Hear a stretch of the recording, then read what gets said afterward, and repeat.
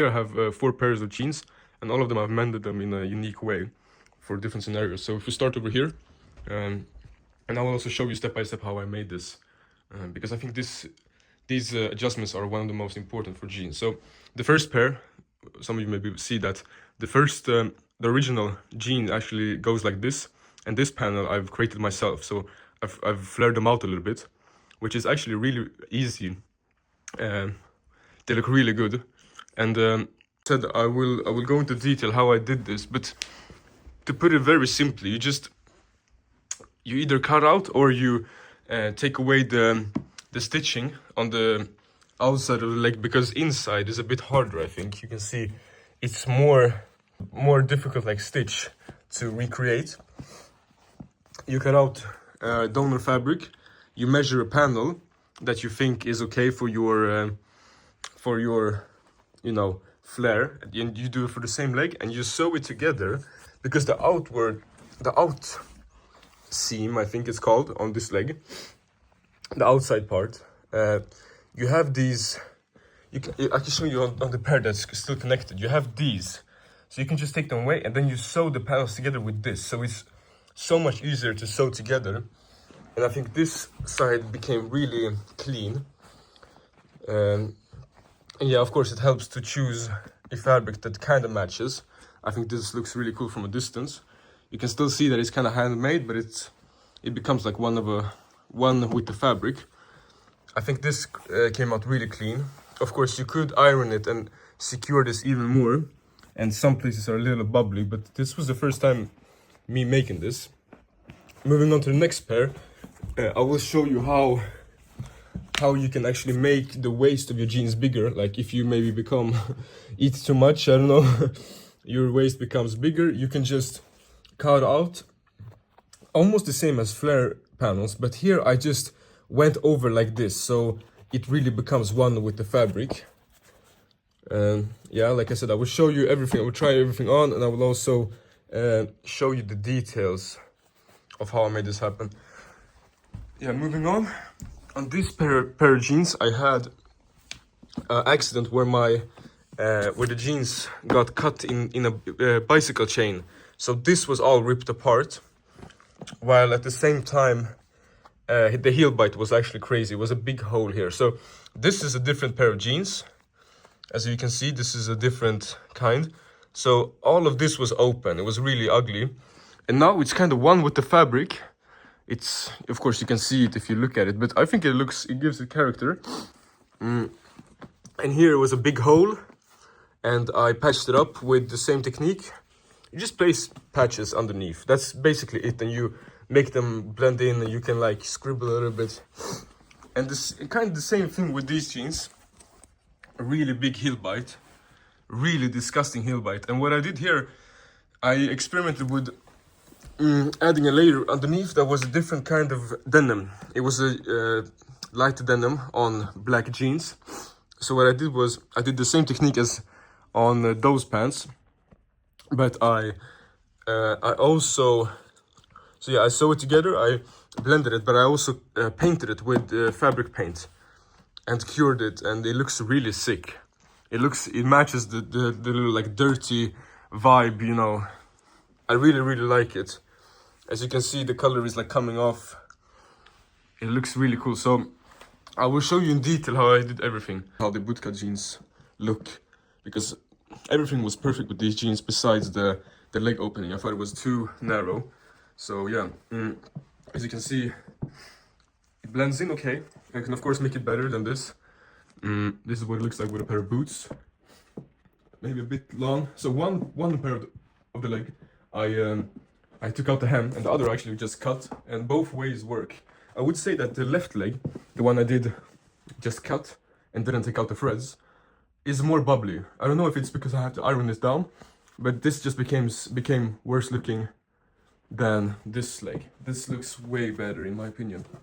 But yeah, so now I will show you how I did this. The thing you're gonna have to do is know how big of a leg opening you want, and this is hard to measure. I would recommend that you start smaller, or if you have pants that you know fit really good on your shoes, like try to put them underneath the pants that you want to change and like see, okay, where does the leg actually become bigger?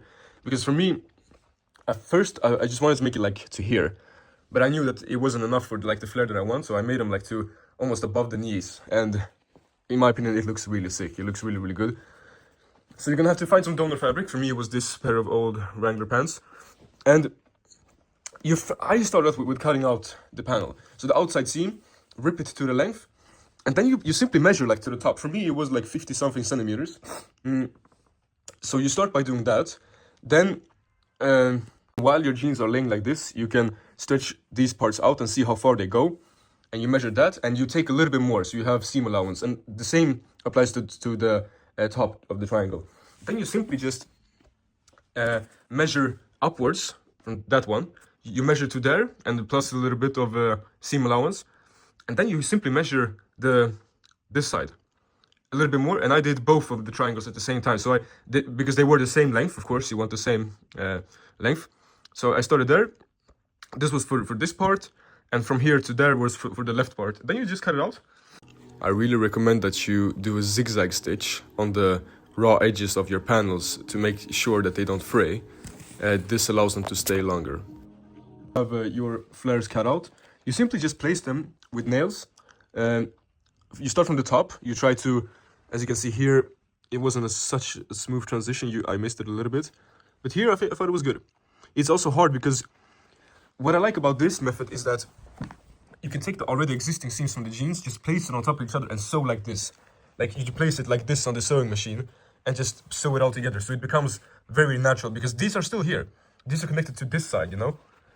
So it becomes really natural looking. You just sew a straight stitch, you know, lock it in, go. Yeah.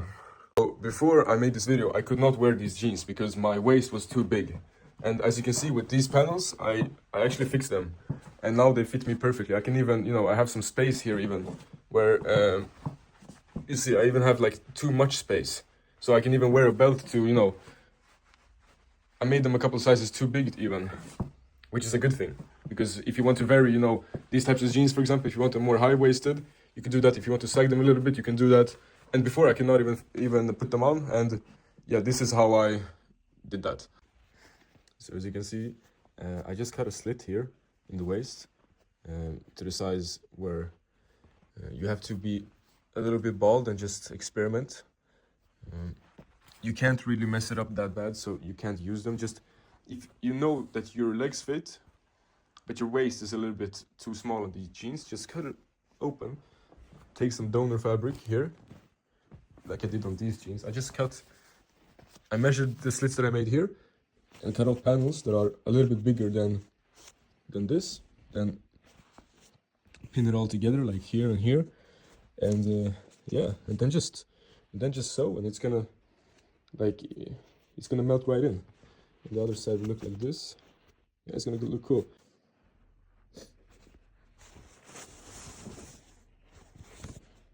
To show more thoroughly, so you can see I started with this chain stitch right here, and then I secured the patch with a zigzag stitch.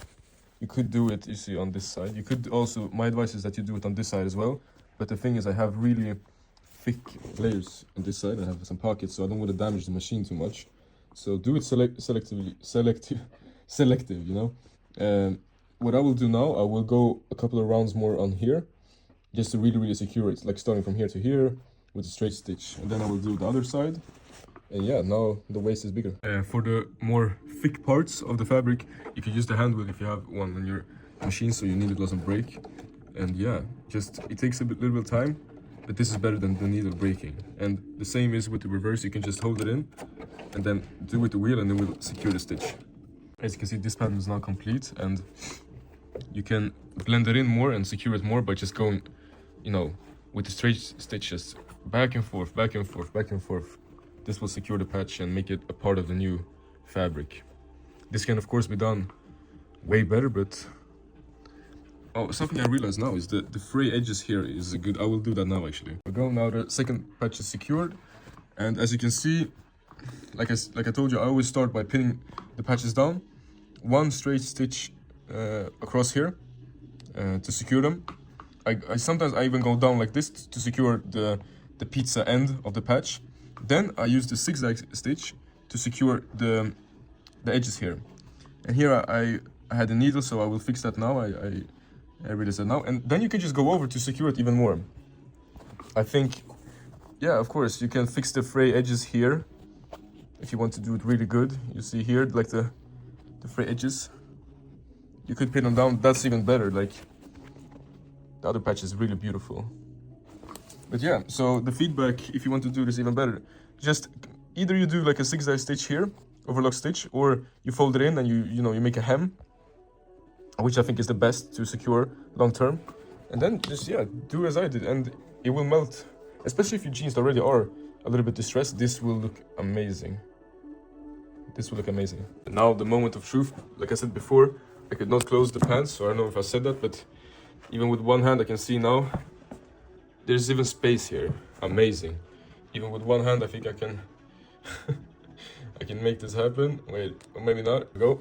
Gonna do it with one hand. But yeah, as you can see, I even have space for a belt. So from not being able to wear these pants to now that I have to use a belt for them, which is nice because I think belts are really cool.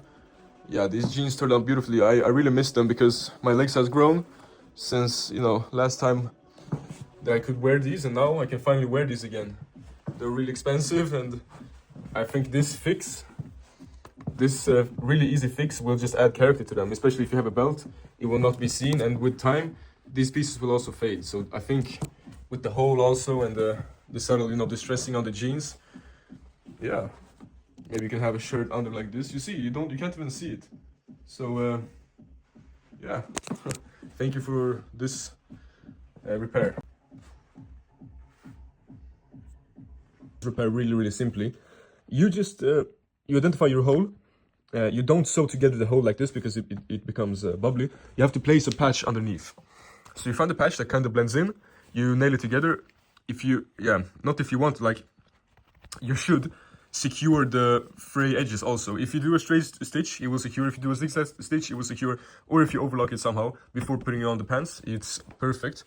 So you can see the stitching had gray threads, so it doesn't look so good, but you can always mix and match with different threads. This, if you only have this line, it looks kind of cool, but I wanted to blend in it more. So you just sew the patch together, and then where the pants are ripped, you go over there multiple times. So now, before when there was like big holes here, now it's one. You see, it's one with the fabric. You can like play around with different settings to make it look a little bit DIY, because it adds for me, it adds character. It shows that you take care of your products, which I think you know, you don't throw away your stuff. You make them look like, you feel like this is like, my personal opinion is that you become, first of all, you learn to like take care of your stuff. It's not only like your clothing. It could be like a furniture thing. Like, okay, I will not throw this away and buy a new one. I will actually fix this. And the same thing goes with this. The Heelbite was absolutely crazy. Just grab a different, you know, end of the leg from a different pant. Fix the patch right here. Just spam. And I think from afar, this looks really cool. I really like this. So this is very simple to do. And here you have Heelbite repair, excuse me. You can see I repaired it multiple times. First with one layer, then with one more layer. And even here, a really cool detail is that I missed a spot here, so I just took a little piece, and you see this looks really fucking cool. I really like that. So what I'm gonna do now, I'm recording this because I'm actually going to paint some of this over. So maybe it looks worse, maybe it looks better, I don't know, because I think this looks kind of trashy with the dirt here. So we'll see. Yeah.